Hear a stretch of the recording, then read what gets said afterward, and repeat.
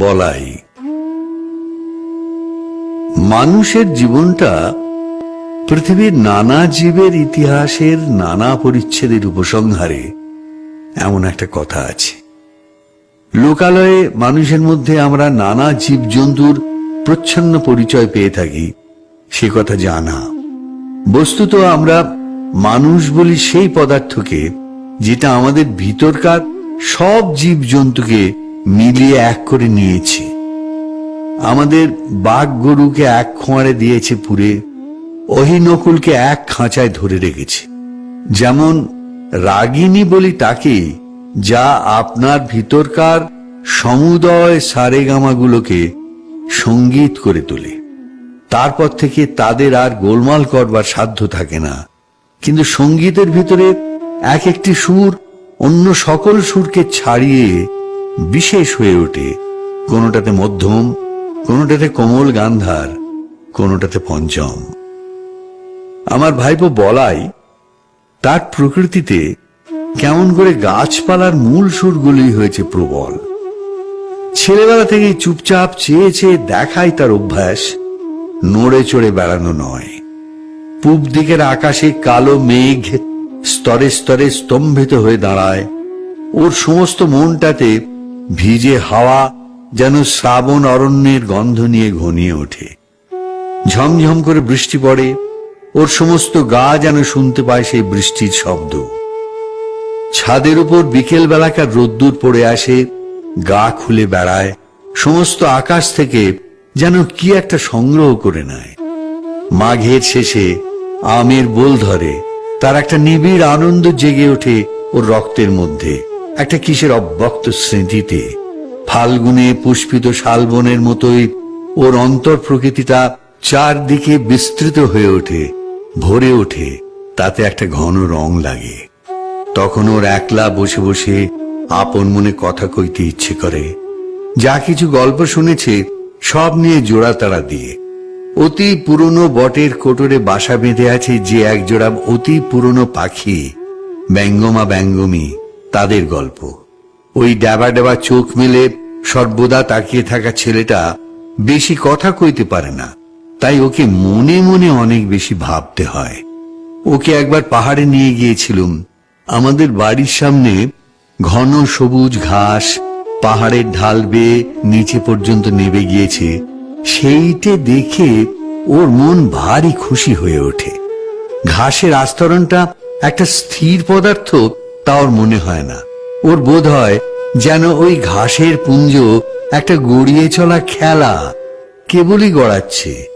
প্রায় তারই সেই ঢালু বেয়ে ও নিজেও গড়াতো, সমস্ত দেহ দিয়ে ঘাস হয়ে উঠত। গড়াতে গড়াতে ঘাসের আগায় ওর ঘাড়ের কাছে সুড়সুড়ি লাগতো, আরো খিলখিল করে হেসে উঠত। রাত্রে বৃষ্টির পর প্রথম সকালে সামনের পাহাড়ের শিখর দিয়ে কাঁচা সোনা রঙের রোদ্দুর দেবদারু বনের উপর এসে পড়ে। ও কাউকে না বলে আস্তে আস্তে গিয়ে সেই দেবদারু বনের নিস্তব্ধ ছায়াতলে একলা অবাক হয়ে দাঁড়িয়ে থাকে। গা ছমছম করে।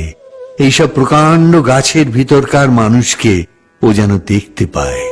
তারা কথা কয় না, কিন্তু সমস্তই যেন জানে। তারা সব যেন অনেক কালের দাদামশায়, এক যে ছিল রাজাদের আমলে। ওর ভাবে ভোলা চোখটা কেবল যে উপরের দিকেই তা নয়। অনেক সময় দেখেছি ও আমার বাগানে বেড়াচ্ছে মাটির দিকে কি খুঁজে খুঁজে। নতুন অঙ্কুরগুলো তাদের কোঁকড়ানো মাথাটুকু নিয়ে আলোতে ফুটে উঠছে, এই দেখতে তার ঔৎসুক্যের সীমা নেই। প্রতিদিন ঝুঁকে পড়ে পড়ে তাদেরকে যেন জিজ্ঞাসা করে, তারপরে তারপরে তারপরে তারাও চির অসমাপ্ত গল্প।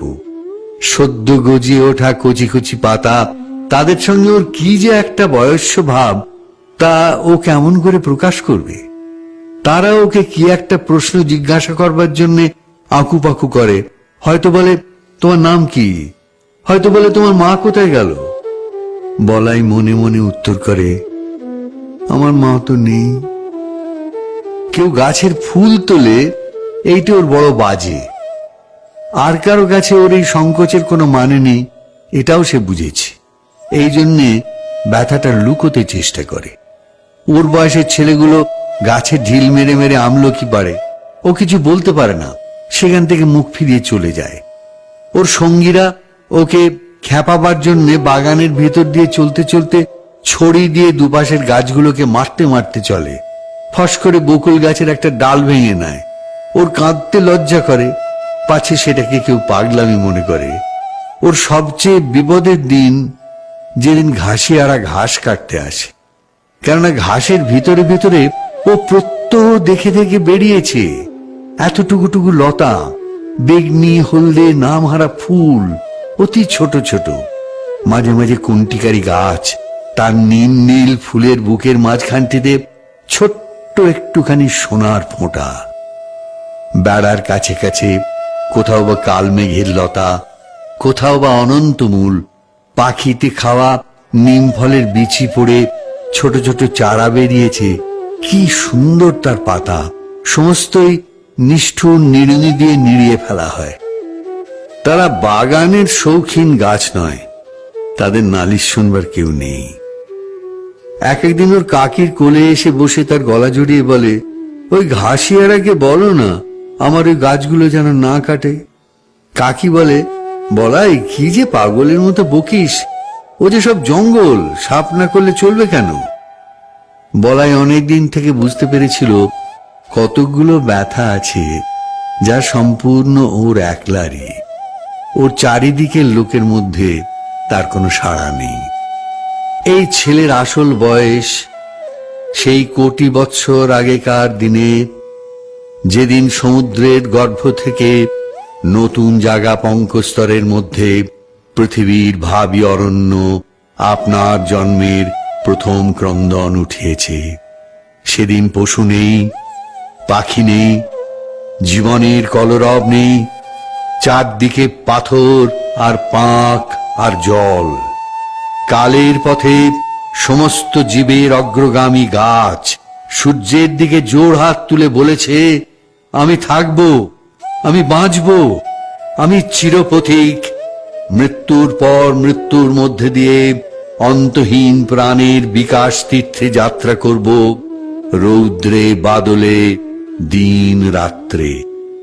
গাছের সেই রব আজ উঠছে বনে বনে, পর্বতে প্রান্তরে, তাদেরই শাখায় পত্রে ধরণীর প্রাণ বলে বলে উঠছে, আমি থাকব, আমি থাকব। বিশ্বপ্রাণের মুখ ধাত্রী এই গাছ নিরবিচ্ছিন্ন কাল ধরে দুলক্ষে দহন করে পৃথিবীর অমৃত ভাণ্ডারের জন্যে প্রাণের তেজ, প্রাণের রস, প্রাণের লাবণ্য সঞ্চয় করে, আর উৎকণ্ঠিত প্রাণের বাণীকে অহর্নিশি আকাশে উচ্ছ্বসিত করে তোলে, আমি থাকব। সেই বিশ্ব প্রাণের বাণী কেমন একরকম করে আপনার রক্তের মধ্যে শুনতে পেয়েছিল ওই বলাই। আমরা তাই নিয়ে খুব হেসেছিলাম। একদিন সকালে এক মনে খবরের কাগজ পড়ছি, বলাই আমাকে ব্যস্ত করে ধরে নিয়ে গেল বাগানে। এক জায়গায় একটা চারা দেখে আমাকে জিজ্ঞাসা করলো, কাকা এই গাছটা কি? দেখলুম একটা শিমুল গাছের চারা বাগানের খোয়া দেওয়া রাস্তার মাঝখানেই উঠেছে। হায় রে, বলাই ভুল করেছিল আমাকে ডেকে নিয়ে এসে। এতটুকু যখন এর অঙ্কুর বেরিয়েছিল শিশুর প্রথম প্রলাপটুকুর মতো, তখনই এটা বলাইয়ের চোখে পড়েছে। তারপর থেকে বলাই প্রতিদিন নিজের হাতে একটু একটু জল দিয়েছে, সকালে বিকেলে ক্রমাগত ব্যগ্র হয়ে দেখেছে কতটুকু বাড়ল। শিমুল গাছ বাড়েও দ্রুত, কিন্তু বলাইয়ের আগ্রহের সঙ্গে পাল্লা দিতে পারে না। যখন হাত দুয়েক উঁচু হয়েছে তখন ওর পত্র সমৃদ্ধি দেখে ভাবলে এ একটা আশ্চর্য গাছ। শিশুর প্রথম বুদ্ধির আভাস দেখবা মাত্র মা যেমন মনে করে, আশ্চর্য শিশু, বলাই ভাবলে আমাকেও চমৎকৃত করে দেবে। আমি বললাম, মালিকে বলতে হবে, একটু উপরে ফেলে দেবে। বলাই চমকে উঠল, এই কি দারুণ কথা। বলল, না কাকা, তোমার দুটি পায়ে পড়ি, উপরে ফেলো না।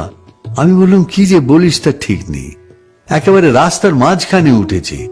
বড় হলে চারদিকে তুলো ছড়িয়ে অস্থির করে দেবে। আমার সঙ্গে যখন পারলে না, এই মাতৃহীন শিশুটি গেল তার কাকির কাছে। কোলে বসে তার গলা জড়িয়ে ধরে ফুঁপিয়ে ফুঁপিয়ে কাঁদতে কাঁদতে বললে, কাকি, তুমি কাকাকে বারণ করে দাও, গাছটা যেন না কাটেন। উপায়টা ঠিক ঠাউরে ছিল। ওর কাকি আমাকে ডেকে বললে, ওগো শুনছো, আহা, ওর গাছটা রেখে দাও। রেখে দিলুম। গোড়ায় বলাই যদি না দেখাতো তবে হয়তো ওটা আমার লক্ষ্যই হতো না, কিন্তু এখন রোজই চোখে পড়ে। বছর খানেকের মধ্যে গাছটা নির্লজ্জের মতো মস্ত বেড়ে উঠল। বলায়ের এমন হলো, এই গাছটার পরই তার সবচেয়ে স্নেহ। গাছটাকে প্রতিদিনই দেখাচ্ছে নিতান্ত নির্বোধের মতো। একটা অজায়গায় এসে দাঁড়িয়ে কাউকে খাতির নেই, একেবারে খাড়া লম্বা হয়ে উঠছে। যে দেখে সেইভাবে, এটা এখানে কি করতে। আরো 2-4 বার এর মৃত্যুদণ্ডের প্রস্তাব করা গেল। বলাইকে লোভ দেখালুম, এর বদলে খুব ভালো কতকগুলো গোলাপের চারা আনিয়ে দেব। বললেন, নিতান্তই শিমুল গাছই যদি তোমার পছন্দ, তবে আর একটা চারা আনিয়ে বেড়ার ধারে পুঁতে দেব, সুন্দর দেখতে হবে। কিন্তু কাটবার কথা বলতে আঁতকে ওঠে। আর ওর কাকি বলে, আহা, এমনই কি খারাপ দেখতে হয়েছে। আমার বৌদিদির মৃত্যু হয়েছে যখন এই ছেলেটি তার কোলে। বোধ করি সেই শোকে দাদার খেয়াল গেল তিনি বিলেতে ইঞ্জিনিয়ারিং শিখতে গেলেন। ছেলেটি আমার নিঃসন্তান, ঘরে কাকির কলি মানুষ। বছর 10 পরে দাদা ফিরে এসে বলাইকে বিলাতি কায়দায় শিক্ষা দেবেন বলে প্রথমে নিয়ে গেলেন সিমলে, তারপরে বিলেতে নিয়ে যাবার কথা। কাঁদতে কাঁদতে কাকির কোল ছেড়ে বলাই চলে গেল। আমাদের ঘর হলো শূন্য। তারপরে 2 বছর যায়। ইতিমধ্যে বলায়ের কাকি গোপনে চোখের জল মোছেন, আর বলায়ের শূন্য শোবার ঘরে গিয়ে তার ছেঁড়া এক পাটি জুতো, তার রবারের ফাটা গোলা আর জানোয়ারের গল্পওয়ালা ছবির বই নাড়েন চাড়েন।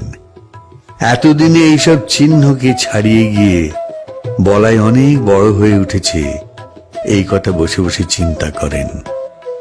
কোন এক সময় দেখলুম লক্ষ্মীচারা শিমুল গাছটার বড় বার বেড়েছে। এতদূর অসঙ্গত হয়ে উঠেছে যে আর প্রশ্রয় দেওয়া চলে না। একসময় দিলুম তাকে কেটে। এমন সময় সিমলে থেকে বলাই তার কাকিকে একটা চিঠি পাঠালে, কাকি, আমার সেই শিমুল গাছের একটা ফটোগ্রাফ পাঠিয়ে দাও। বিলেত যাওয়ার পূর্বে একবার আমাদের কাছে আসবার কথা ছিল, সে আর হলো না। তাই বলাই তার বন্ধুর ছবি নিয়ে যেতে চাইলে। তার কাকি আমাকে ডেকে বললেন, ওগো শুনছো, একজন ফটোগ্রাফওয়ালা ডেকে আনো। জিজ্ঞাসা করলাম, কেন? বলায়ের কাঁচা হাতের লেখা চিঠি আমাকে দেখতে দিলেন। আমি বললাম, সে গাছ তো কাটা হয়ে গেছে। বলায়ের কাকি 2 দিন অন্ন গ্রহণ করলেন না, আর অনেক দিন পর্যন্ত আমার সঙ্গে একটি কথাও কননি। বলায়ের বাবা ওকে তার কোল থেকে নিয়ে গেল, সে যেন ওর নাড়ি ছিঁড়ে। আর ওর কাকা তার বলায়ের ভালোবাসার গাছটিকে চিরকালের মতো সরিয়ে দিলে, তাতেও ওর যেন সমস্ত সংসারকে বাজলো, তার বুকের মধ্যে ক্ষত করে দিলে। ওই গাছ যে ছিল তার বলায়ের প্রতিরূপ, তারই প্রাণের দোসর।